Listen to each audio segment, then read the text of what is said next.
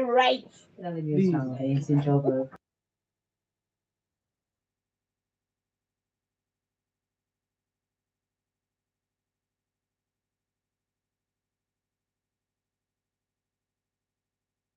Jessica, we are live.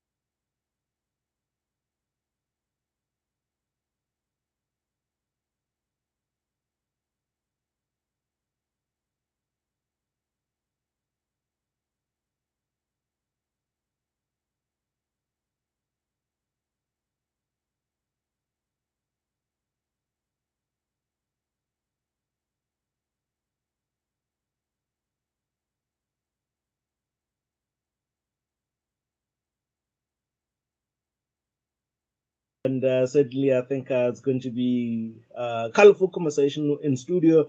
We do have two guests coming from the Ombud, and we're going to be introducing them shortly. And I think really that is going to give us a little bit of a sense around, where they've come from over the last 9 years. They are celebrating 9 years in October, and they have launched their annual report as well. And so lots and lots to come through from the conversation. So certainly, it is a conversation around taxpayers' rights matter. We often say in the show that leave no human behind, and so certainly we are trying to bring you on board and making sure that you are seen and you are heard, and of course all of the things that you would ordinarily be crying about are sufficiently addressed. And that part is to give us our show for this evening. So certainly looking forward, of course, to having you on board as we continue taking a look into the world of business. This special broadcast is proudly brought to you by the Office of the Tax Ombud, ensuring fairness.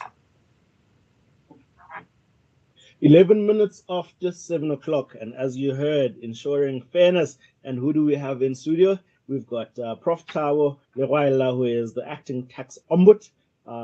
Good evening, Prof, and welcome to the show. Good evening. Thank you very much for having us, and good evening to you listeners as well. And we've also got Mayor Talita Moade, who is coming from the Office of the Tax Ombud, who's a Senior Operations Manager there as well. Good evening, Mayor, and welcome to the show. Good evening, and thank you for having us, and good evening to the listeners. Ensuring fairness. I like the spirit of the Tax Ombud. And I think, for anyone who may not understand the role, the function of the Ombud, the Office of the Ombud is celebrating 9 years, and I'm going to start with you, Prof. Maybe let's almost take a walk down memory lane around the inception of the office. Where we've come over the years, and why also 9 years is so meaningful at this point in time. Fantastic. Thank you very much. The Office of the Tax Ombud, as you would say, was created out of the need for an office like this to exist. I mean, the need was identified back then, and some international comparisons were made, comparative analysis of what happens everywhere else in the world. But essentially what we looked at that point was what our tax system needs. What more can we do in our tax system to ensure the fairness that we're talking about, to make sure that taxpayer morality is increases, to make sure that people trust in the system, to just overall improve the tax system. And we realized that the South African Revenue Service, which is the tax collector, has together, SARS is a creator of statute, and whatever they do needs to be done within the precincts of certain laws that created and that govern it. And with these powers that the SARS would have to collect the taxes, we needed to make sure that there is a kind of like a referee, an institution that looks at what SARS is doing and makes sure that they're doing it right for the benefit of taxpayers, and that taxpayers are not majorly disadvantaged. We can talk about whether people love paying tax or people feel disadvantaged by paying tax. But the point is, when you pay tax, you want to know that you do it within the precincts of the law, whether and that it is done correctly. So that was basically the rationale behind the inception of the office. And it was created, started operating back in 2013. It was started by Judge Mwepe, retired Judge Bernard Mwepe, who was our first tax ombud, did a sterling job over the previous 9 years, setting up the office, bringing the office its credibility, pitching the office at the right level, and showing the importance of the office and making the office accessible to taxpayers and other people, and platforms like these being used to make sure that taxpayers can kind of get to know about the office. So that's what really brought up the office. Yeah. Sure, and I'll stay with you, Prof. I guess just on the point that you made around then understanding kind of the various players in the field, and then having a referee. You've got SARS as an administrator. You've got National Treasury, I guess I'd say, as the policy owner around kind of tax frameworks, and then you've got the referee, which is the ombud, to kind of make sure that the kind of the playing field is level. And oftentimes we, as taxpayers, probably look at SARS both as a kind of almost the policymaker and the administrator. So how do we, I guess, looking at the context of an ordinary taxpayer, either you're at a personal level or from a corporate income tax point of view, and you're thinking about also kind of VAT and all of the things that, I guess, tax frameworks, how do we think about the complexity between administration, the process of tax administration, as well as the policy making of the tax frameworks themselves, and then how kind of the Ombud kind of lives somewhere in between those two? Yeah, in addition to that, and good outline there, in addition to that, we've got tax practitioners who actually help our taxpayers with their tax problems, and of all sorts. And then our office comes in as a free and fair quality service provision, which basically seeks to assist taxpayers. In that framework, you would understand that tax practitioners, be lawyers, accountants, or other persons, do charge a fee for their service, and it's quite expensive. Now, we come in as a free avenue for taxpayers. Now, true, as you put it right, the National Treasury is the policy owner, is the custodian of the policy. Yeah. The SARS is the custodian of administration and collection. We are the referee, as I say, as we all say. And the tax practitioners are the assistants. They ensure that they play a major good role in tax administration, in that they ensure that the laws, the technical provisions are applied properly, and our taxpayers pay the tax. So everybody has a role, and I'm like, as the end user or the responsible persons, we all there to service the taxpayers. There is a little bit of an overlap now and again, and it doesn't only happen in South Africa, where sometimes people would say that SARS has taken my money, or SARS taxes me, or SARS. It's the law that taxes you. SARS is tasked with collecting that. The money goes to the National Revenue Fund to be applied on the expenditure side by the National Treasury as well. So there's different players in the industry. Sure. Yeah, and I definitely don't get excited whenever I have to pay SARS anything, but it is the reality that we're in. And on that point, and Metalita, I want to bring you into the conversation. Prof was talking about, fairness, taxpayer morality, and then credibility and trust as kind of critical pillars in enabling of an efficient kind of, I guess, tax environment and tax compliance environment and tax participation environment from all players. Coming from then the Ombud, what are we seeing as the trends that are coming through around sense of fairness, around taxation approach and administration, etc.? Are we seeing interesting trends around taxpayer morality as well, and all of those things? Sure. So basically what we see is through the complaints that we receive from taxpayers, and which would come in different ways, like Prof has indicated. It could be companies that come and complain to us that SARS is taxing us more, or SARS is not paying refunds that are due to us. And it could be individuals like yourself and I, or small business people. And what we usually do in our engagements with taxpayers, because it's like Prof indicated, we bring balance between SARS powers, right? And also to ensure that taxpayers are treated fairly. But at the same time, we also ensure that where there is a tax that needs to be paid, where the taxpayer is at the wrong, we then provide taxpayer education in engaging with the taxpayers. So the trends that we normally see is where taxpayers would come and say that they're not treated fairly by SARS. And what is also interesting is that we have access to SARS systems. So when a taxpayer say they're not treated fairly, we are able to investigate that and really inform the taxpayer of what is the real situation.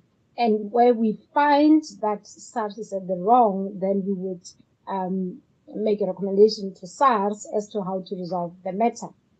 So we get a lot of complaints that relate to refunds, that relate to dispute resolution, and many other things. And you know, and I'm gonna stick with one of the points that you made as well, May, around taxpayer education. It's something we've seen, of course, that is legally mandated in, for example, the financial services sector, where banks have to pay a portion of their net profit after tax towards customer education, etc.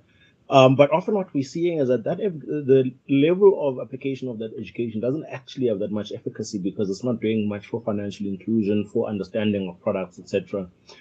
Are you comfortable, or are you seeing kind of positive developments coming from the taxpayer education programs that you are running from the Office of the Ombud, that they actually are increasing kind of understanding of tax matters, etc., and potentially also reducing the administrative burden for you? Because when you've got a more educated taxpayer, and then they don't always have to use the resources of the Office of the Ombud.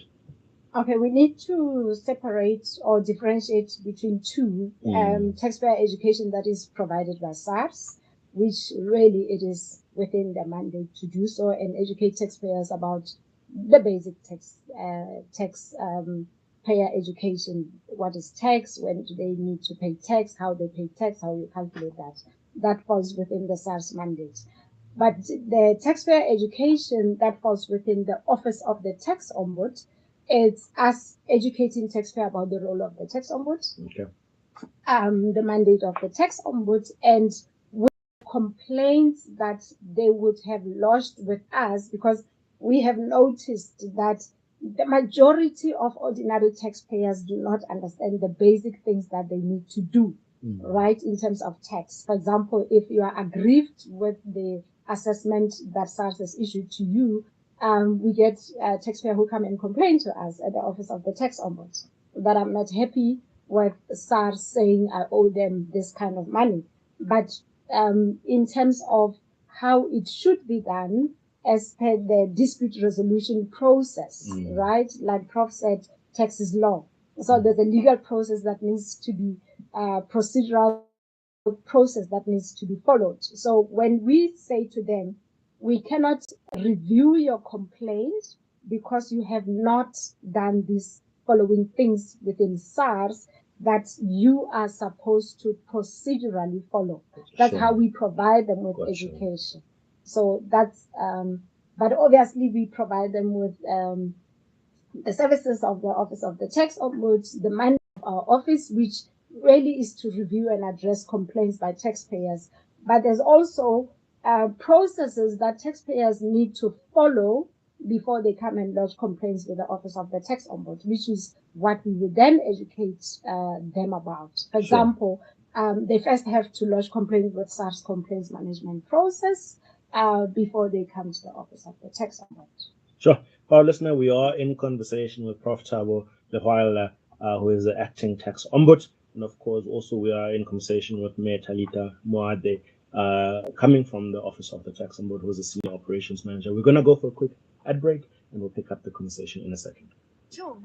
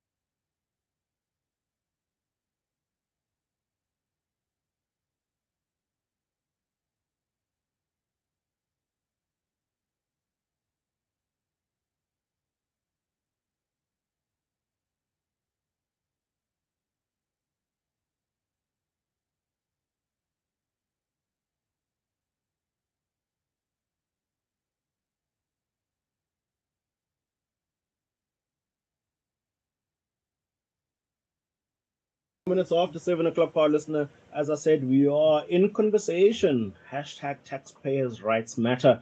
Following, of course, the 2021-2022 annual report that is coming out of the Office of the Tax Ombud, and we've got Prof.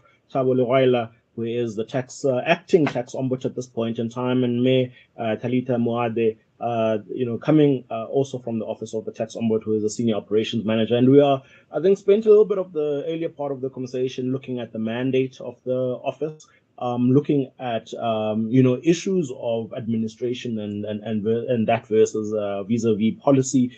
We looked at a little bit of the trends and also just some conversations around really moving to a space where we've got fairness, we've got taxpayer morality, credibility, and trust as well. That ultimately just creates a conducive tax-paying environment for all related parties.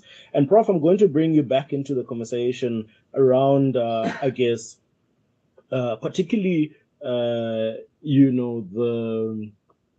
efficacy of in the recommendations that may often come from the Office of the Ombud, and simply from what we heard already from Metalita is simply that then you would send a recommendation to SARS when there's a determination that is made.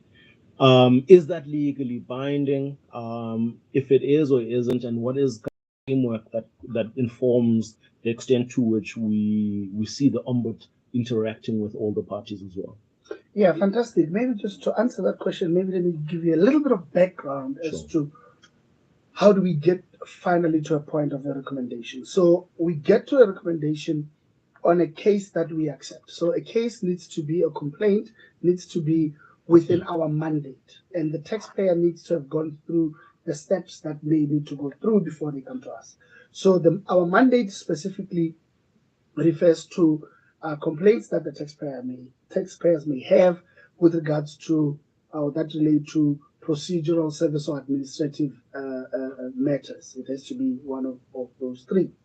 And then the taxpayer, most importantly, needs to have needs to have exhausted the SARS complaints mechanism before they come to us.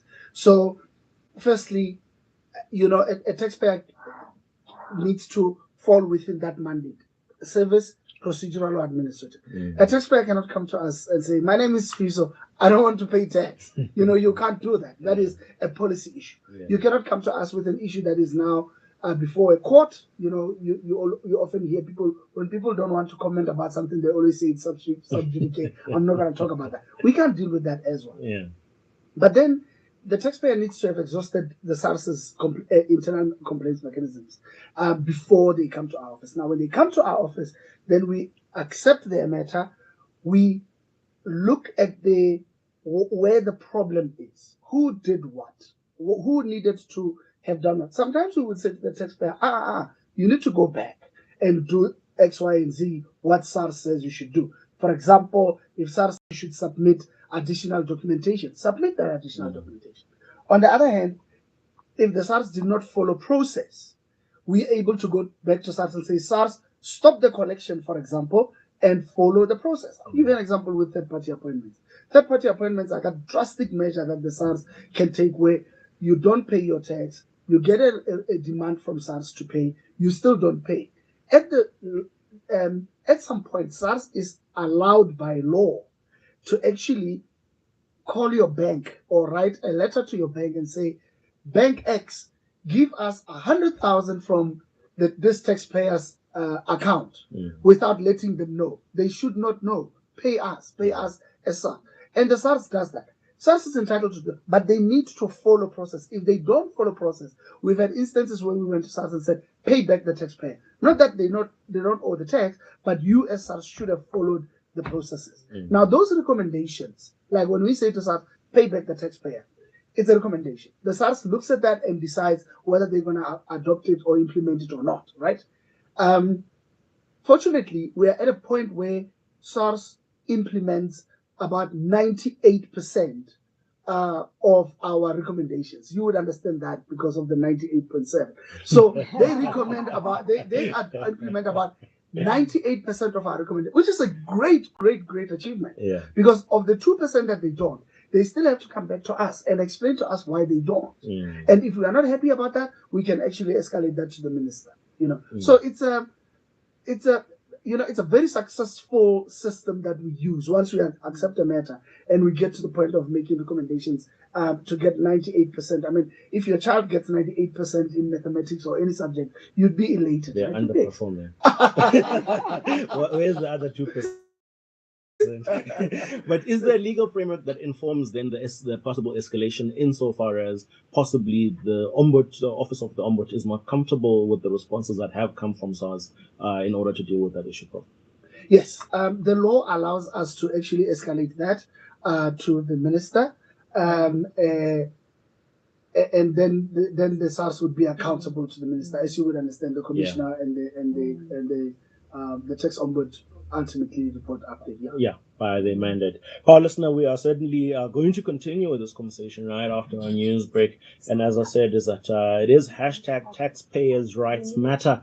And so, we are saying that what are your rights in terms of procedural? What are your rights in terms of service? What are your rights in terms of administrative matters when it comes to tax? And so do join our conversation as well. But as I said, we are going to pick up the conversation shortly after this news break. Sis Bayanda, what's happening in the news?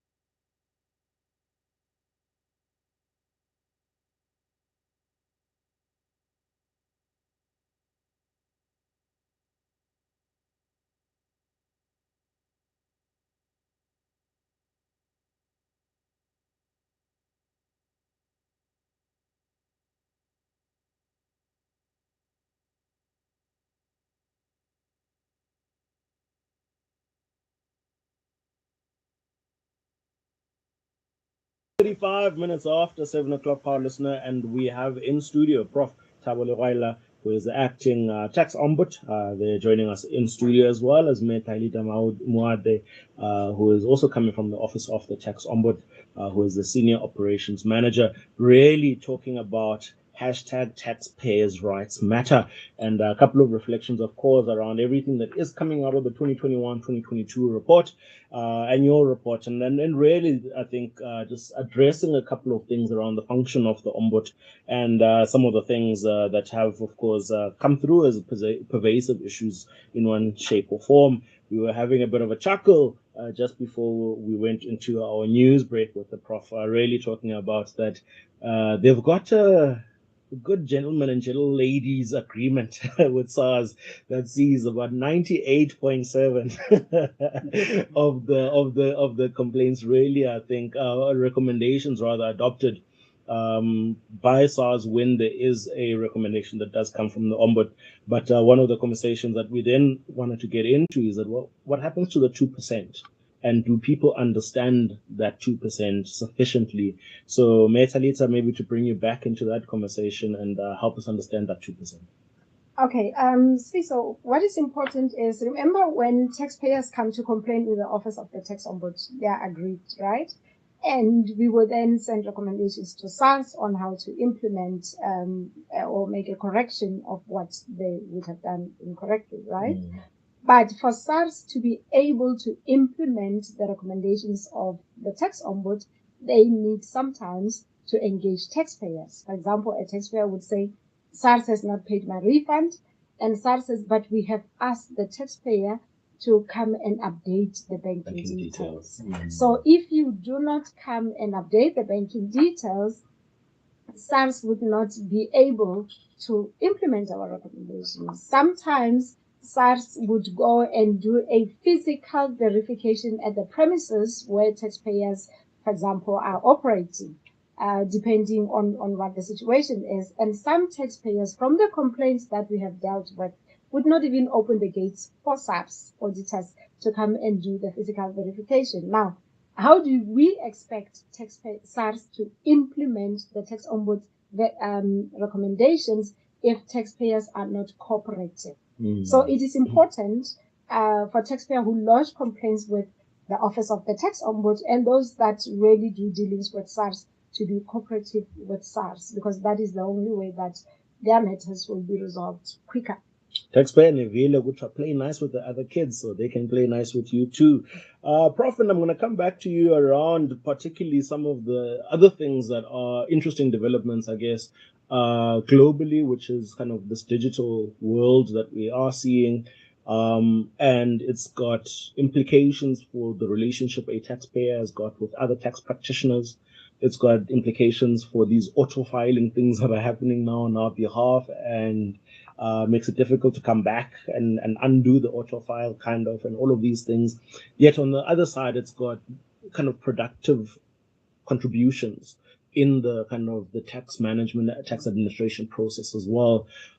How are you, as the Office of the Ombud at this tax ombud at this point in time, interacting with kind of these two sometimes competing realities for, I guess, the taxpayer and the related parties? Yeah, thanks. So you see, just to go back to what our Judge Mwape, the former tax ombud, used to say, was that our role in the tax system is to ensure that taxpayers pay their tax, not a cent more, not a cent less. So for us, we're not there to help taxpayers to not pay tax. We want taxpayers to pay tax, but we also want them to receive proper, legitimate, quality service from the SARS. That's the starting point. Now comes technology. Technology is good. Technology can be used badly. Now, the tax system deals with various kinds of people, but I can actually categorize them into two. Those people that would comply and those people that would not comply unless you force them to comply, unless they really realize that and there are people that will try their best not to comply at all. Now, that necessitates a plethora of laws that come up in order to ensure that SARS and other institutions have enough power to actually make sure that people do comply with the laws that are applicable. Now comes digitalization, which is technology is great. Technology, to be honest with you, since like the third industrial and the fourth industrial, it has made a lot of things easy. Like, for example, right now, you don't even have to submit your IRP5, your tax certificate, to the SARS. They get it electronically from your employer without your employer doing anything, because it's all pretty much automatic. It's a beautiful thing. And it also makes sure that your bank can submit to the SARS what they need, and your medical aid, you can claim you don't have to yourself claim your medical expenses. It gets automatically uploaded, which is a wonderful thing. However, technology also allows the unscrupulous ones to actually not or hide their income, or as we know about the cryptocurrencies and all of that. People, the fraudulent ones, they kind of like when they see a new technological instrument, they're thinking, how can I use that to cheat the SARS? It's not a good idea, because the powers are massive. Now, we come in order to enhance the tax administration, as I said. Now, we also use technology, as Talita said. We also use technology in order to allow us, for example, to access the SARS systems, so that when a taxpayer comes to us and says that I have been ill-treated by the SARS, we're able to verify that without even asking the SARS. So that's the beauty of technology. Now and again, there comes a lot of challenges between the SARS and the taxpayers that actually result in complaints being brought to our office. One of them is, if you think about auto assessments, taxpayers were like, how do you assess me when you don't even know how much I earn? We're like, wait, we know how much you earn, because technology allows us to do so. So there is, the balance is there. One of the things that I could say about that is that the best thing that we do is to harness the technology and use it to the benefit of the taxpayers.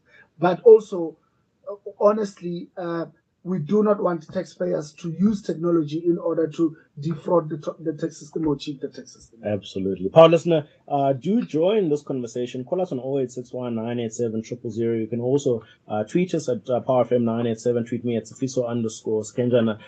Primarily because said the hashtag is Taxpayers' Rights Matter.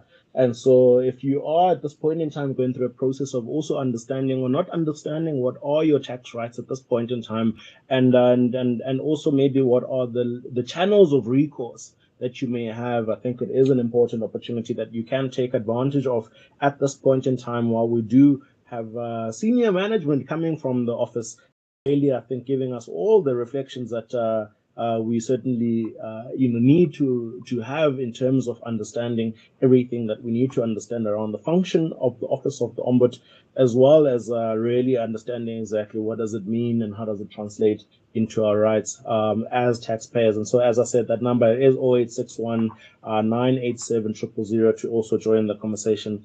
I'm going to come back to you, Mayor Talita, really then on the technology conversation as well.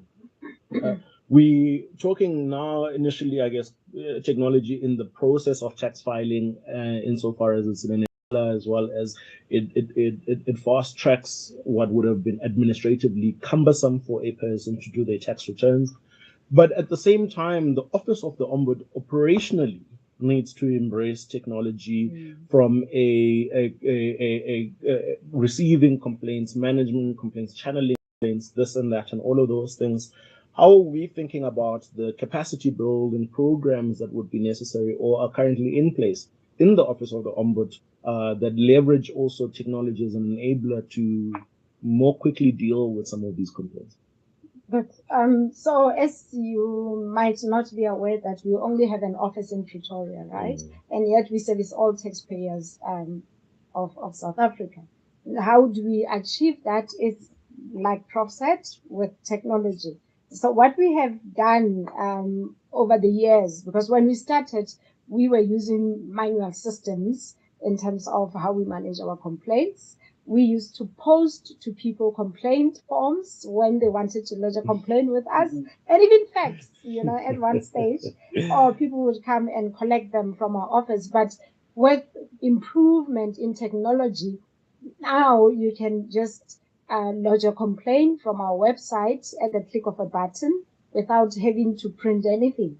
And that complaint form would then come to us and we would be able to do the investigation. And even our communication with SARS is still through technology because no one really physically takes a complaint form to SARS. So we all communicate using the available technology that we have, which is really making life much, much easier for us and taxpayers. Sure. We're going to go for another ad break, and certainly we're going to pick up the conversation after that ad break. Power listener, as I did say earlier on, it is the hashtag taxpayers' rights matter.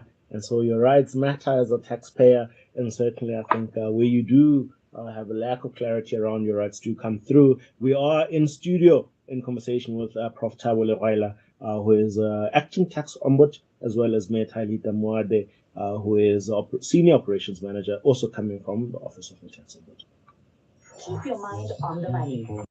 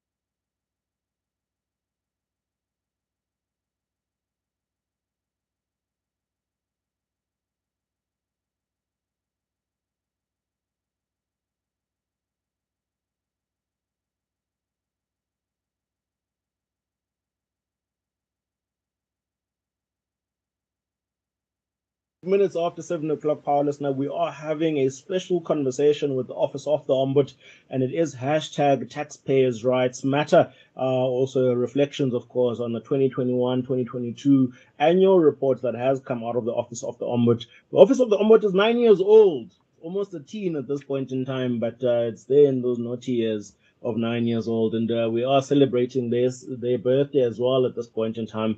And we are joined in studio by Prof. Thabo Legwaila, who is Acting Tax Ombud at this point in time, as well as Ms. Thalita Muade, who is a Senior Operations Manager at the Office of the Tax Ombud. Yeah, and I think we some of the conversations that I think we have dealt with, I think, are quite functional in terms of the Office of the Ombud. And I think I'd like to get into some blue skies thinking now and really starting to say, what does the future look like? We've got, I guess, a historical reference point also with, Judge Mwepe, really being seminal in the development of the office. And now we've got an acting ombud. We don't know if you're going to remain or go into a full-time position, and maybe we should, the right person to be asking.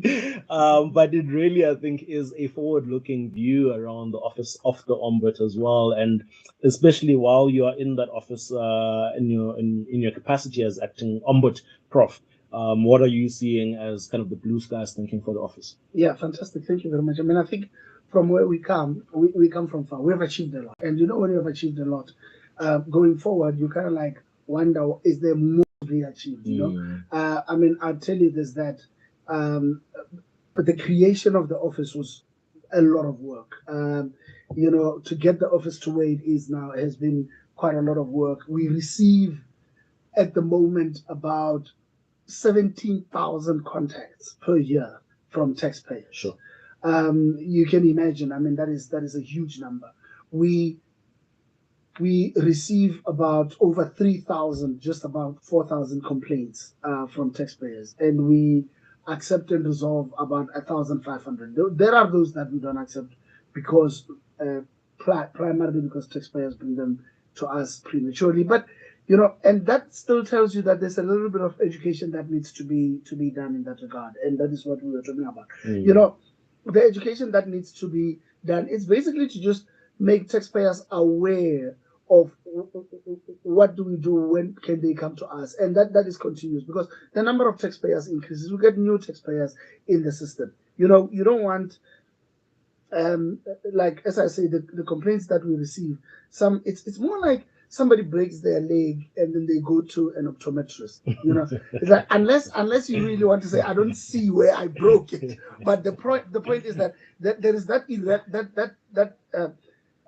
miss or like misdirection that happens, that we still need to do. But one of the things that I think, for me personally, was a very good achievement for the past year was when we received an unqualified audit opinion. Can you imagine that? And most importantly, we were not required by law to be audited. We volunteered to be audited because we wanted that transparency. And we wanted that confirmation that what we're doing what we're supposed to be doing, and we're doing it the way that we're supposed to be doing it. So those are the year-to-year achievements that we are aware that the more the taxpayers know about us, the more they would use our services, but the more we are able to hold the SARS accountable, and the more SARS is able to pull up their socks, because they know that we are there, and we would help our taxpayers. We also have what we call systemic investigations that we do, which are fantastic. So systemic investigations are where we look into the SARS system and say the way of doing things affects negatively a large number of taxpayers, and we help SARS resolve that for the benefit of taxpayers. So that touches many lives. Sometimes it's lives that don't even know that they are touched. For example, if SARS does not process refunds on time, you might not even know that you are entitled to your refund within a certain period of time. And if you don't know, you're not going to complain about it, right? Yeah. And when we resolve that, it touches a lot of lives. And when I talk about refunds, I get passionate about refunds because we know what liquidity is in businesses. Yeah. If a small business does not get their refund because SARS has not processed it, and the owner of the small business does not know that they are entitled to it at the time, the business may go bust. And these are not economic times that you want to allow businesses to go bust. I mean, it's difficult from left, right, center. Businesses are struggling. So I think that we're doing very well. We have achieved quite a lot. There's a lot that we could achieve, but more with our office being accessible, taxpayers using our services, and the SARS pulling up their socks based on the contribution that we make to them and to the country in general. Sure. And Mayor Talita, if I can bring you back into the conversation, and I like this idea of these systemic investigations, and also then saying, how do we think about that insofar as taxpayers' rights are concerned in the three pillars of interest for you, which is procedural, service, and administrative, that also ultimately can result in a more empowered taxpayer as well, who can self-direct, who can, where there's a need to come to the Ombud, ensure procedurally they follow the right steps as well. And so we want this empowered taxpayer, but also we want kind of this forward thinking around, we see that there's shifts in the market trends. We want to help you as a debt collector as well. So how are you thinking about future-proofing this kind of along these three models as well, or three pillars of procedural, service, and administrative pressure points that ultimately the Ombud would be addressing taxpayer rights issues? Okay, when coming to systemic issues, right, it's important that the listeners should visit our website, www.taxombud.gov.za, because all the systemic investigations that we have done are articulated in there. And it is important for people to understand what they entail, Because sometimes, like Prof is saying, you might not be aware that the complaint or the problem that you have against SARS falls within this particular systemic investigation that the Office of the Tax Ombud has already highlighted to SARS. So if your complaint, for example, falls within those already identified systemic issues, you do not have to, for example, first go to SARS and complain and then come to the Tax Ombud. You can come directly to us. Sure. Taxpayers need to empower themselves because the information is available at the Office of the Tax Ombud website. So let's go there because there are already 2 systemic investigations that we have already published. Mm-hmm. The one that relates to undue withholding of refunds by SARS, so that taxpayers can know when to hold SARS accountable, because SARS already have made commitments on those already identified systemic investigations. And secondly, is the one that relates to dispute resolution, which also, like the CEO has indicated, might affect the pocket of a taxpayer, but also with SARS delaying to finalize the dispute resolution, it also prevents them from collecting revenue that is due. So by the Office of the Tax Ombud highlighting where SARS had faltered, we also help them to improve their systems so that they can collect where they need to collect. Sure. Yeah, I mean, it's been quite an enlightening conversation as well, I guess, from my side as well, just really, I guess, reflecting around, I guess, just the process as well that is entailed around the development of an Office of an Ombud, as well as then its delivery against its own mandate. Prof, any closing remarks before we wrap up? Thank you very much. I think that just to close, it's what you spoke about the importance of the taxpayers' rights and that the fact that our hashtag taxpayers' rights matter. We published the compilation of taxpayers' rights, entitlement and obligations because we wanted to highlight those. It's not like they're not there. We didn't create them. We kind of like just highlighted them. And some of the rights that are included in there include the right to fairness, the right to finality, that your matter with the SARS cannot continue forever. Sure. And the right to information. You need to be able to ask the SARS as to why did you assess this? Why am I supposed to pay this? How did you reach this conclusion? You also have the right to object. You've got the right to appeal all the way to the Supreme Court of Appeal.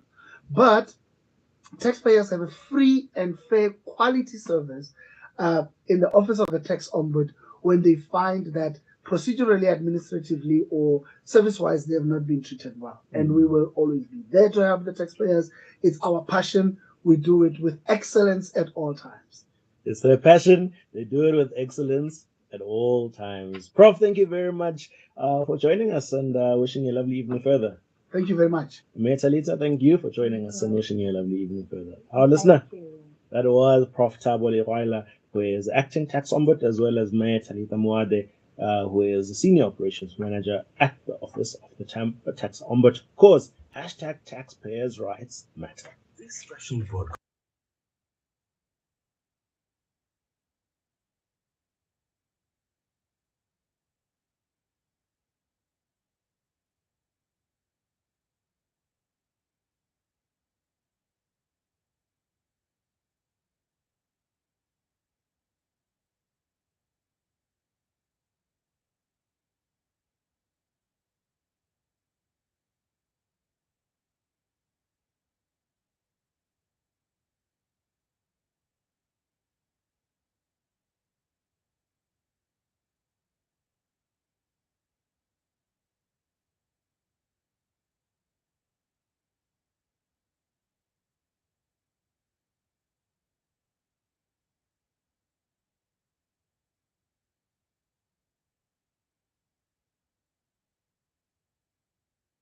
I think it's part of our ecosystem that we certainly do appreciate in their existence.